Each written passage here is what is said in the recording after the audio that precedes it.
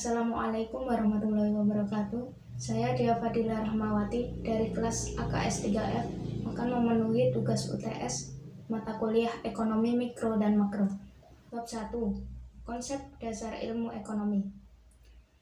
Dalam analisis ekonomi modern, ekonomi dibagi dalam dua analisis utama, yaitu ilmu ekonomi mikro dan ilmu ekonomi makro. Mikroekonomi atau ekonomi mikro adalah ilmu ekonomi yang mengkaji atau menganalisis tentang kegiatan ekonomi yang berlaku dengan cara melihat bagian-bagian kecil dari keseluruhan kegiatan dalam perekonomian. Sedangkan ekonomi makro adalah studi mengenai perekonomian secara menyeluruh yang meliputi analisis perilaku perekonomian secara agregat. Ruang lingkup ekonomi mikro yaitu meliputi teori harga, teori produksi, dan teori distribusi. Sedangkan ruang lingkup ekonomi makro meliputi kebijakan fiskal, kebijakan moneter, kebijakan segi penawaran, harga komoditas barang, tujuan, dan analisis. Penggolongan sistem ekonomi jika dilihat berdasarkan mekanisme yang mengatur kegiatan ekonomi, maka sistem ekonomi dapat digolongkan menjadi 3 macam, antara lain yaitu sistem ekonomi tradisional, sistem perekonomian pasar liberal, dan sistem ekonomi komando. Penggolongan lain, sistem ekonomi berdasarkan mekanisme yang mengatur kepemilikan aset, maka sistem ekonomi dapat dikelompokkan dalam 3 macam, yaitu sistem ekonomi kapitalis, sistem ekonomi campuran, dan sistem perekonomian perencanaan. Adapun sistem ekonomi yang dianut oleh Indonesia dari masa Orde Baru hingga sekarang adalah sebagai berikut. Yang pertama, sistem ekonomi demokrasi. Yang kedua, sistem ekonomi kerakyatan.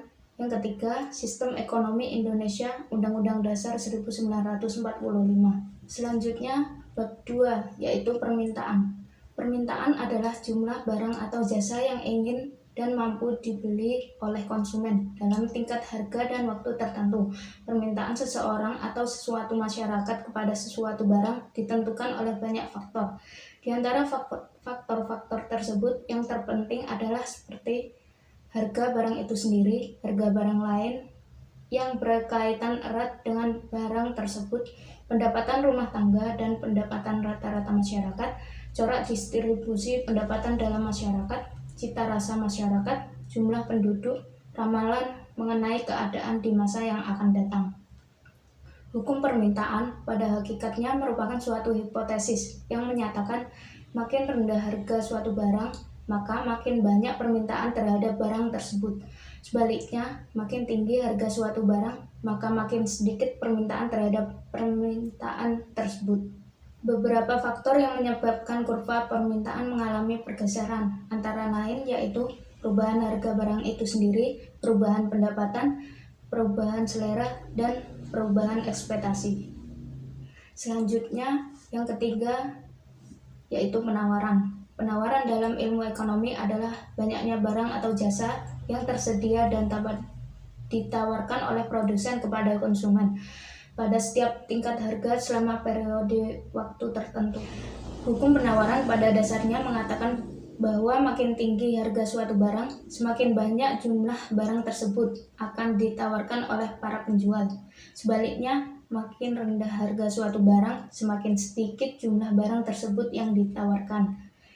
Penawaran dipengaruhi oleh beberapa faktor, antara lain yaitu harga barang itu sendiri, harga barang pengganti, biaya produksi, kemajuan teknologi, pajak, dan perkiraan harga di masa depan. Selanjutnya, bab 4, yaitu mengenai mekanisme pasar dan pengeluaran agregatif. Keseimbangan ekonomi adalah keadaan dunia di mana kekuatan ekonomi yang seimbang dan tidak adanya pengaruh eksternal. Keseimbangan nilai dari variabel ekonomi tidak akan berubah. Ini adalah titik di mana kuantitas yang diminta dan kuantitas yang ditawarkan sama. Keseimbangan tidak akan tercapai apabila salah satu kedua variabel berubah dan terjadi perubahan asumsi baik pada sisi permintaan atau pada sisi penawaran atau pada sisi keduanya. Selain itu, ketidakseimbangan dapat dinyatakan melalui 3 hal, yakni pengaruh peningkatan permintaan terhadap harga dan kuantitas keseimbangan, pengaruh peningkatan penawaran terhadap harga dan kuantitas keseimbangan pasar, perubahan penawaran, dan permintaan secara bersama-sama. Pengeluaran agregat adalah pengeluaran suatu biaya untuk memenuhi kebutuhan barang dan jasa yang dihasilkan suatu kegiatan ekonomi dalam kurun waktu tertentu, atau biasa diukur dalam suatu tahun tertentu. Semakin besar pengeluaran agregat dilakukan dalam suatu kegiatan ekonomi, semakin tinggi tingkat kegiatan ekonomi dan kesempatan kerja yang dicapai. Selanjutnya, bab 5, yaitu teori perilaku konsumen dan produsen.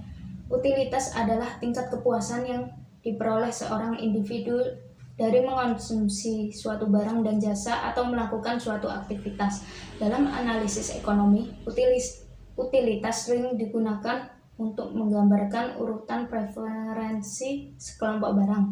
Fungsi utilitas adalah ekspresi matematis yang memberikan nilai pada semua kemungkinan pilihan.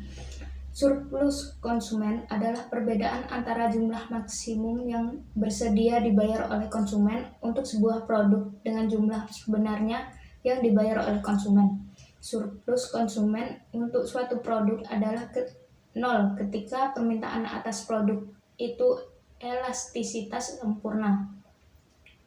Tetapi ketika permintaan benar-benar tidak elastis atau perfectly inelastic, surplus tidak terbatas karena perubahan harga produk tidak mempengaruhi permintaannya. Setiap proses produksi mempunyai landasan teknis, yaitu setiap proses produksi memiliki landasan teknis yang dalam teori ekonomi disebut fungsi produksi. Fungsi produksi adalah suatu fungsi atau persamaan yang menunjukkan hubungan antara tingkat output dan tingkat penggunaan input. Bentuk organisasi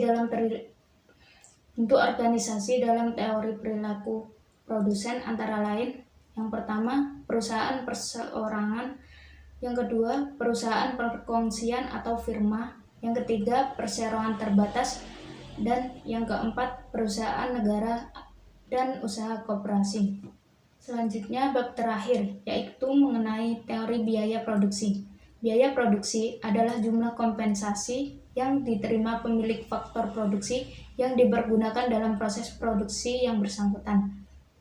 Konsep biaya sangat erat hubungannya dengan jumlah produk yang dihasilkan, sehingga dikenal ada yang pertama biaya total, yaitu seluruh biaya yang dibutuhkan untuk memproduksi tiap tingkat output. Yang kedua, biaya tetap, yaitu biaya yang tidak berubah dengan berubahnya produksi. Yang ketiga, yaitu biaya variabel, yaitu seluruh biaya yang berubah langsung mengikuti perubahan produk.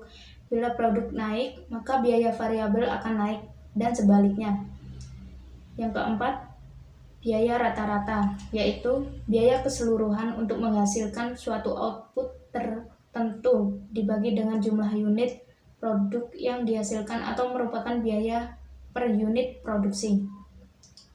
Analisis produksi periodik jangka panjang dilakukan dengan menggunakan 2 pendekatan, yakni isokuan atau kombinasi kuantitas 2 faktor produksi yang menghasilkan output total yang sama jumlahnya, dan isokos atau kombinasi faktor produksi yang dapat dibeli dengan tingkat pengeluaran tertentu.